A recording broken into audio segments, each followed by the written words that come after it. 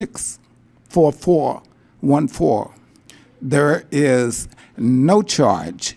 You call me anytime, day or night, and I will come and administer to those individuals.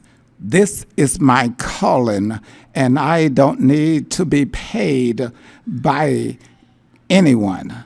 God is going to reward me at the end. Please get in touch with me if you have any difficulties concerning legal matters. I'm not an attorney.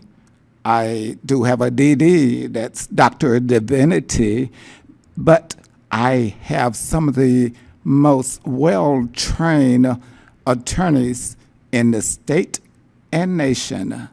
I thank you very much, and we're going to listen to the Reverend C.L. Franklin.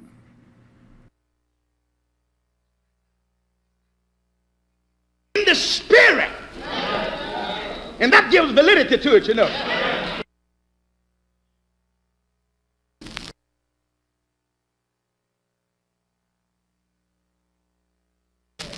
And carried me out in the spirit of the Lord, and set me down in the midst of the valley which was full of bones, and caused me to pass by them round about.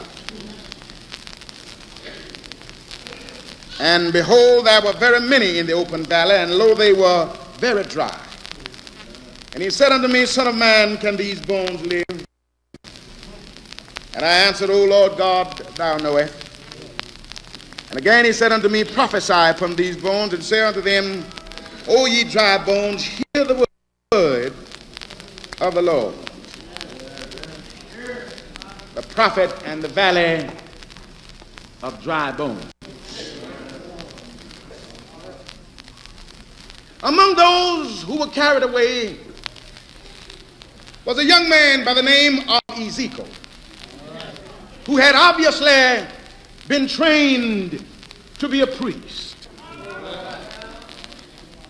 When we study his minute descriptions of the temple order and of the temple liturgy, when we read of his intimate knowledge of things directly or indirectly concerned with Judaism, we must conclude that he had formal training as a priest. But along with the vision that Ezekiel reveals here, along with others that he records in his book, one thing he wanted to convince Israel of, that her God had not fallen and her God was not dead. He wanted Israel to understand that her God, as he depicts in the vision where he saw the vague outline of a man sitting upon a chariot throne, engulfed in a cloud, and with priestly functionaries going in and coming out from the mercy seat. He was saying, when he told them about wheels that he saw in the middle of wheels, and that these wheels were guarded by angels, and that these wheels had eyes, and that these wheels did not deviate from their course. He was telling Israel first about the overruling providence and power of God, and about Israel was a part of God's eternal plans and purposes, while Israel was one wheel, ever moving, and above that was another wheel. That was the Babylonian wheel. It was moving. And that above that was another wheel, which was God's universal wheel and God's universal plan. And all of these wheels were moving because all of God's plans are always moving. Maybe you think you have stopped them. Maybe you think you have blocked them. Maybe you can't see the movement. But God's plans never stand still. You can't bother them and you can't stop them. For the writer here tells us that angels were on guard. Bear with me if you please. So, to Israel, we see in this vision, Babylon was a desolate place. Babylon represented a valley to Israel, a valley of depravity, a valley of disfranchisement, a valley of hopelessness, a valley of dry bones, a valley of lifelessness. In one of the great cities of the ancient time, Babylon to Israel was a valley. Someone might marvel, if Babylon was a great city, how could it be regarded by the Israelites as a valley?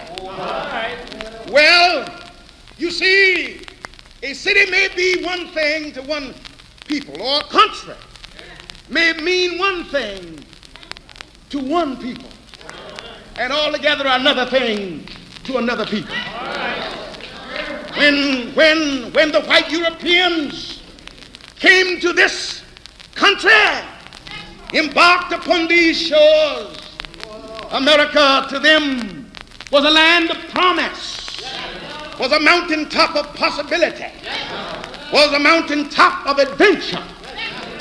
But to the Negro, when he embarked upon these shores, America to him was a valley of slave huts, a valley of slavery and oppression, a valley of sorrow. So that often we have to say, one of these days, I'm going to eat at the feast and table. One of these days, the chariot of God will swing low. I wish I had somebody here praying with me. So that Babylon to Israel was a place of hopelessness. It was a valley of dry bones. A valley of dry bones. Well, the prophet tells it. And considering a prophet, what is a prophet anyway? Since the prophet was God's representative, God's ambassador, God's watchman there in Babylon. You know, and the word prophet can be interchanged with the word preacher.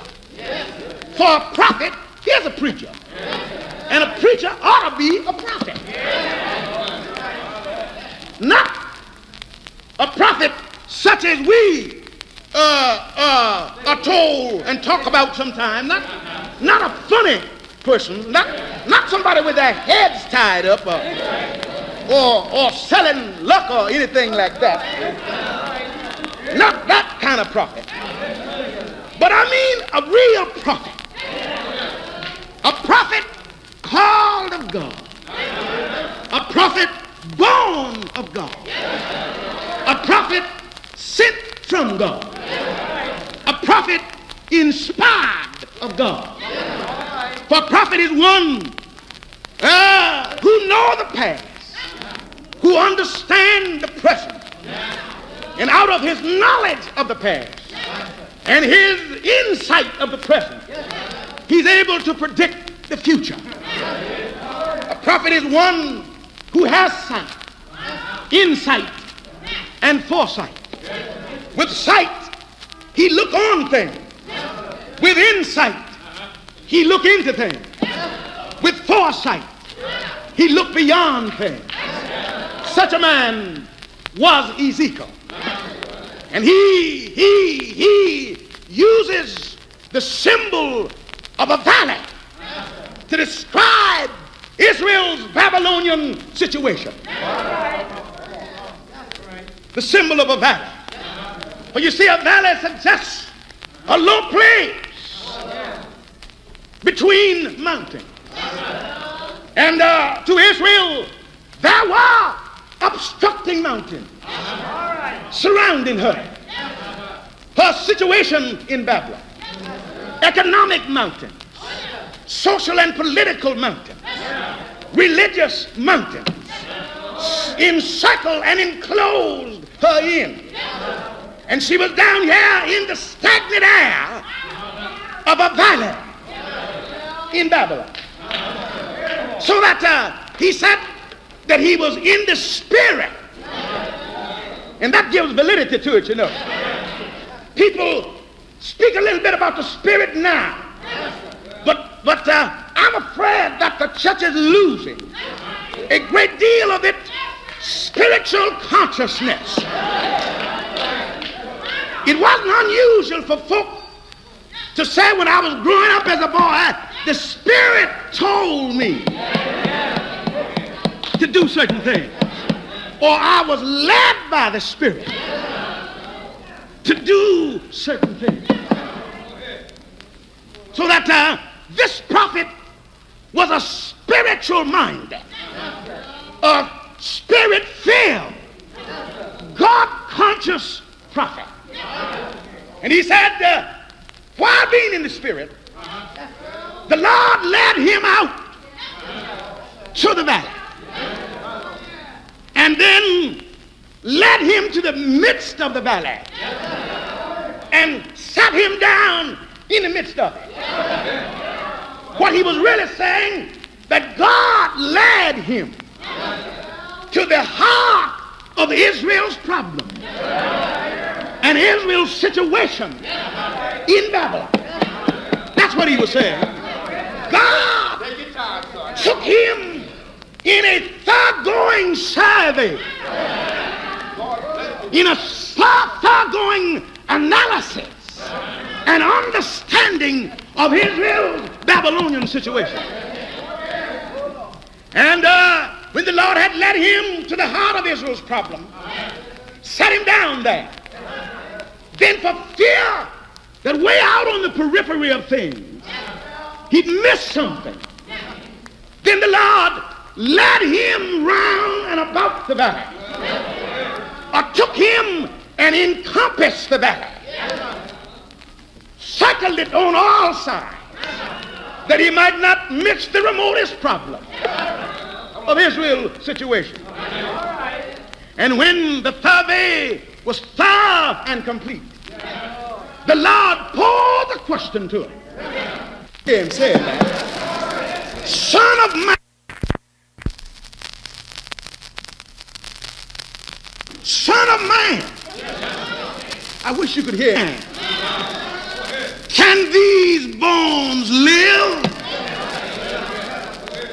That Son of Man seemed to be reminiscent of man's limitations, reminiscent of man's finiteness, man's humanity. Son of man, Son of man, you are a scholar, you are an educator. Son of man, you are a scientist. Can these bones? Son of man, you are an engineer. Can these bones live? Son of man, you are a heart specialist. Son of man, you are a geologist. You are a botanist. You are a specialist in various phases of the human body. You are a psychologist and psychiatrist. You know all about drives and reactions and responses and tendencies. No, with all of this knowledge, can you tell me, can these bones live?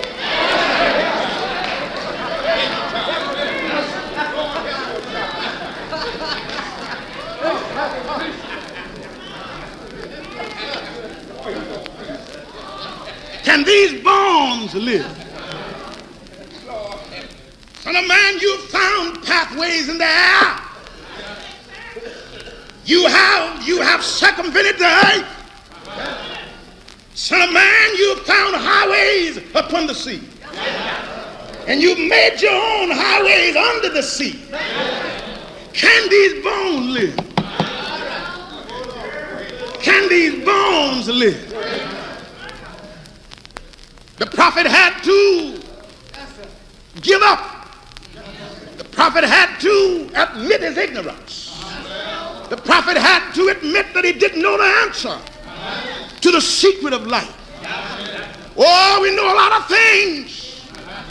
We know what the human problems are. We know men are mean. We know men are prejudiced. We know that men are narrow-minded. And we know they are selfish. We know men are unkind, ruthless, and cruel. We know men are murderers and sinful. But what we don't know is what to do about it. Or we know what the problem is. We've made an analysis of it. We've already diagnosed the case. But what we can't do is write a prescription.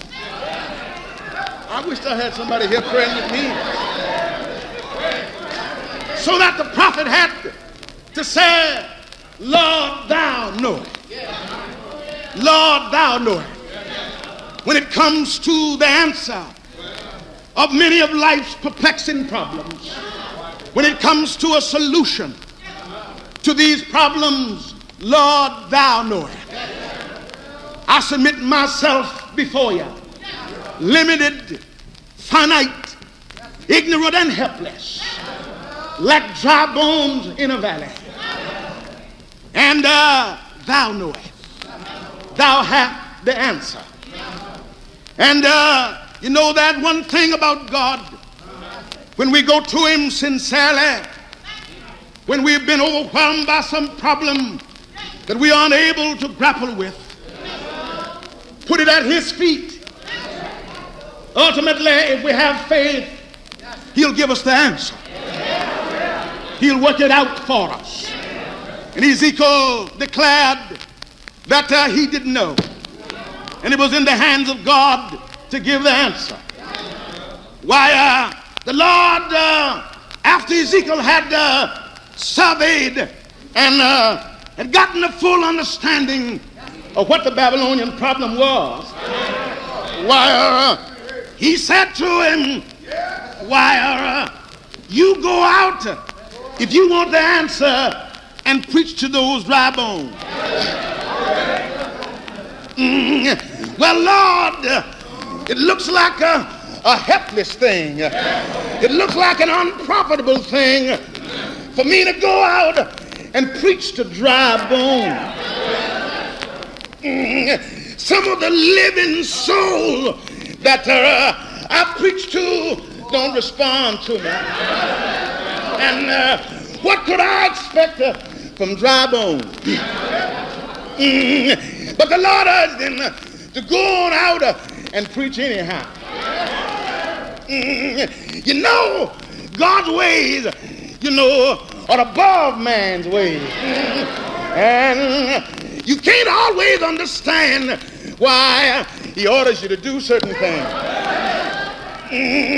But if the Lord orders you, go on anyhow. Why, you may not see it, but there is a way. You may not know what you're doing, but God has it worked out. I don't even know what I'm talking about. Oh, Lord. And I saw that man go out in that valley of dry bones. Of dry bones. Oh, Lord. And stood there and preached to those dry bones. The Lord had given him a text to preach on. Well, Lord, what can I preach to dry bones about? Oh, Lord, what kind of subject and what kind of text can I use? Oh, Lord, just go there and use this text. Tell those dry bones to hear the word of the Lord. To hear the word of the Lord. Oh Lord, I'm sure it must have been discouraging sometime for him to stand there day and night and preach in that valley of dry bones, to preach in that valley of helplessness, and in that valley of lifelessness, in that valley of hopelessness. My Lord, to stand there and preach and not be able to see what the results would be. Oh Lord, but he preached on anyhow. Oh yes. And then one morning the valley began to rumble. Yes it did. One morning the valley began to shake, and that was a mighty moving around. Oh Lord. Then one morning, when he looked around to observe this rumbling, great God, he saw those dry bones in motion. Yes, foot bone was stretching out ankle bone. Oh Lord, and ankle bone was moving on toward knee bone. Oh yes, and knee bone was connecting with thigh bone. And thigh bone was moving on toward hip bones, and hip bone was moving toward backbone. Yes, they were.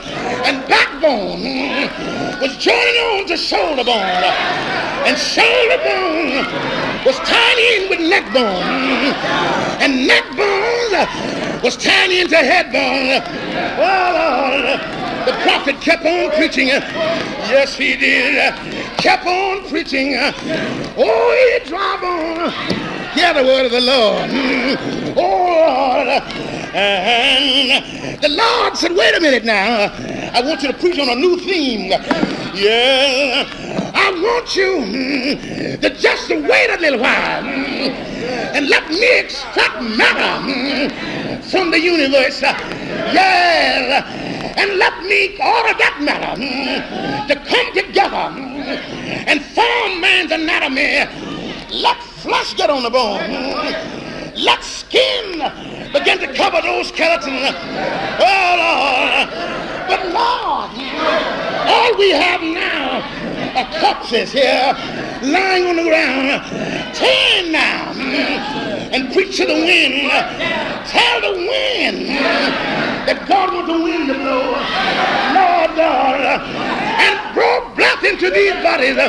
My Lord, tell those bones, hear my word. And that's my solution tonight. That's my answer tonight to every problem that we have. That is to hear God's word. Hear God's word. It's all right to go to the United Nations. It's all right to preach on international fellowship. It's all right to call on the scholars, to call on our businessmen. It's all right. But I tell you what you had better do. Hear God's word. Hear God's word. His word. His word. His word. His word is a bridge in deep water.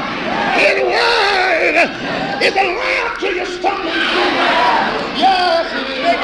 His word. Oh, his word. Where God. God's word. His word will bring peace. He never confused heart. His word will bring order in every disorderly life. His word will lift down and raise men up. Yes, it will. His word. Oh, his word. Oh, God's word. God's word. God's word. God's word is still my answer. Heaven and earth may pass away, but his word will always stand. Always stand. Always stand. I'm trying to live on his word. And one of these mornings when troubles are over and when trials are ended, when I get out to the Jordan, I want it wide right there. Right there. Right there. I want him to let his word be shaped like a vessel and let my soul stop on.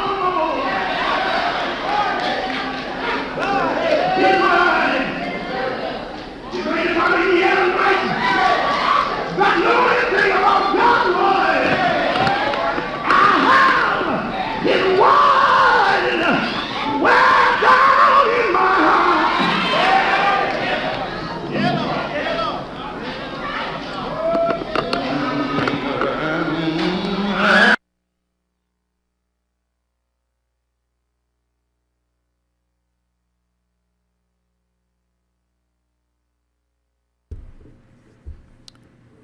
We would like to thank you for this message that was brought to you by the Reverend C.L. Franklin. I am Claude, and I hope this has been a relifting or a lifting for you today. God bless each and every one of you. Also, you can reach me by email at cwhite4100 at cox.net or here at the station. God bless, and I hope to see you or hear from you next week. Thank you. Some people out there giving rap a bad name. Well, I'm here to let you know we ain't down with that.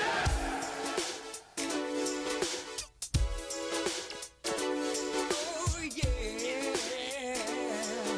Hey, come on. Rap music. The sound of the time, you sorta talk lyrics to rhythm and rhyme and then deliver in various ways, you know, some sort of preach and some sort of play.